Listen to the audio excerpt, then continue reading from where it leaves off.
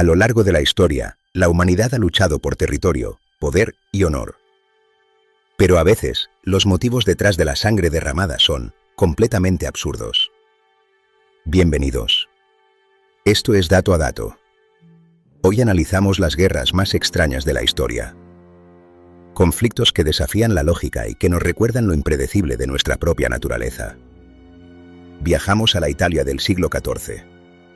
Una época de intrigas, feudos y un cubo de madera. Esta es la Guerra del Cubo. Todo empezó cuando soldados de Módena robaron un simple cubo de un pozo boloñés. Lo que empezó como una burla terminó en una humillación que Bolonia no estaba dispuesta a perdonar. 30.000 soldados a pie y 2.000 caballeros se enfrentaron en la batalla de Sapolino, una de las más grandes de la Edad Media. ¿El resultado? Miles de bajas, y el cubo se quedó en Módena, donde todavía se exhibe hoy como un trofeo. Tanta sangre derramada por un objeto cotidiano. Pero no es el único caso inverosímil. No te lo vas a creer. Saltamos al año 1859 a la isla de San Juan, entre Estados Unidos y el Imperio Británico. Aquí, el detonante de una crisis internacional no fue un cubo, sino un cerdo con mucha hambre. Un agricultor estadounidense disparó al cerdo de un vecino británico que se comía sus patatas. Un solo disparo que casi incendia el mundo. Los británicos amenazaron con arrestar al granjero. Estados Unidos respondió enviando al ejército. Cientos de soldados se movilizaron. Durante meses, ambos bandos esperaron una orden para disparar. El destino de dos imperios dependía de un incidente con ganado. Afortunadamente, la cordura prevaleció. Londres y Washington decidieron negociar antes de que la guerra del cerdo se volviera total. La única baja de aquel conflicto que pudo cambiar la historia fue el pobre cerdo. Una tragedia evitable. Historias que parecen ficción, pero que demuestran lo frágil que puede ser la paz cuando el ego y lo absurdo se cruzan. Pero si crees que un cubo y un cerdo son lo más extraño que verás hoy, prepárate para lo que viene. Porque lo que viene a continuación es todavía más surrealista. Estamos en 1731. El Caribe es un hervidero de contrabando y tensión entre España y Gran Bretaña. En el centro de todo, un capitán mercante británico llamado Robert Jenkins, un hombre cuya oreja cambiaría la historia. Su barco fue abordado por guardacostas españoles, quienes lo acusaron de contrabando. La situación escaló rápidamente. Según Jenkins, el capitán español le cortó la oreja de un esparazo, diciéndole: «Ve y dile a tu rey que lo mismo le haré». 7 años después, Jenkins presentó su oreja momificada ante el Parlamento. La indignación fue inmediata y teatral. La prensa y la oposición política usaron la oreja como un símbolo, avivando el fervor bélico contra el Imperio español. La opinión pública clamaba venganza. En 1739, Gran Bretaña declaró la guerra a España. Lo que siguió fue un conflicto global de 9 años, con batallas navales desde el Caribe hasta las Filipinas.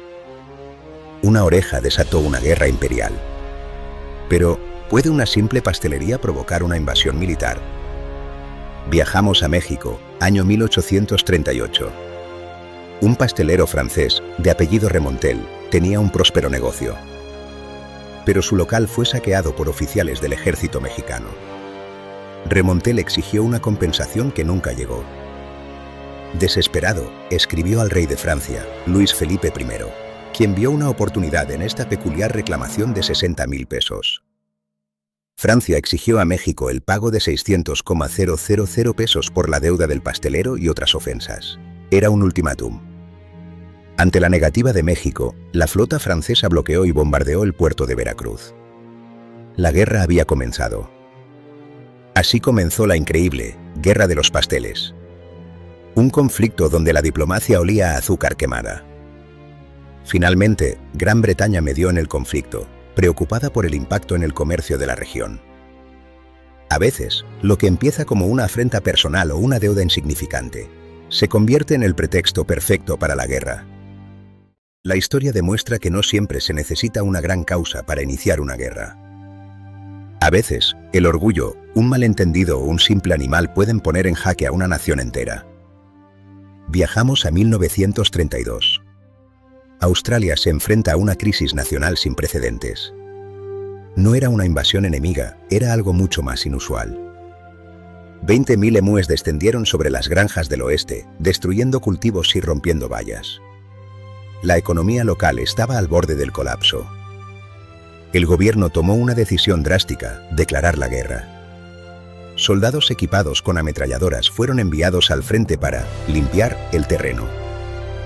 Pero las aves resultaron ser un enemigo formidable.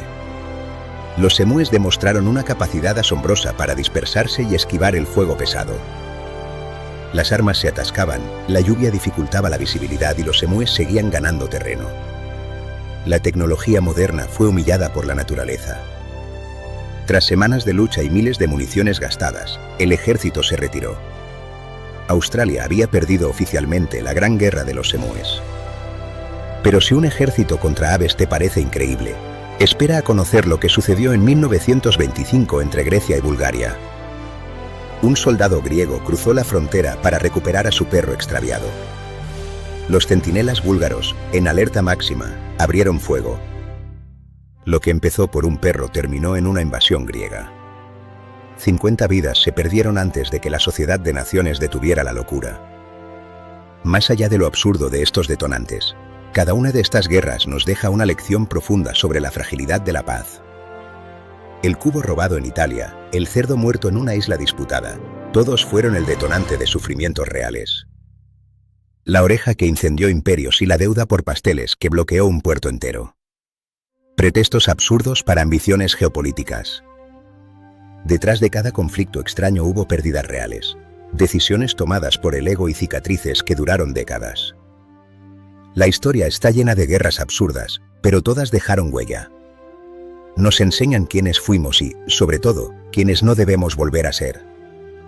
Analizamos el pasado para entender el presente. Porque entender el universo y sus rarezas es, al final, entendernos a nosotros mismos. Esto es Dato a Dato. Si quieres descubrir más historias sorprendentes, datos que desafían la lógica y hechos que cambiaron el mundo, síguenos. Desarmamos el mundo, un dato a la vez. Gracias por acompañarnos en este viaje por lo absurdo de nuestra historia. Nos vemos en el próximo dato.